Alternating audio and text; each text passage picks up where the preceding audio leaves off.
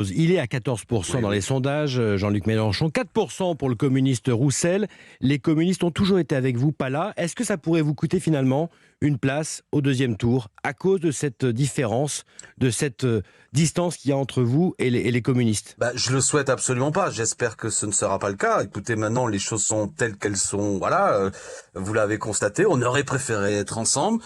Fabien Roussel a pris une décision. J'invite surtout à ce que l'ensemble des électeurs, des électrices, des milieux populaires se disent qu'évidemment, Jean-Luc Mélenchon au second tour, voire Jean-Luc Mélenchon qui l'emporte 15 jours plus tard, parce que tout resterait possible.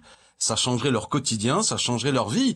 Ce dont nous parlons, c'est Mais du les pays... communistes ne sont pas avec vous, Alexis Corbière, écoutez, parce que, à oui. cause de quoi? Est-ce que c'est la faute est-ce que c'est finalement Jean-Luc Mélenchon qui paye une certaine arrogance vis-à-vis du reste de la gauche, et notamment des communistes?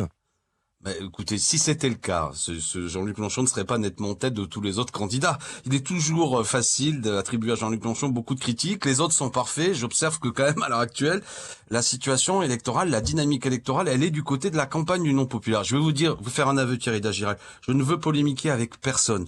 Personne, aucun des candidats. Chacun a pris des décisions, je ne les commande plus. Moi, je m'adresse aux gens, aux électeurs, aux citoyens, aux citoyennes, et je leur dis, on nous a annoncé un second tour extrême droite Macron.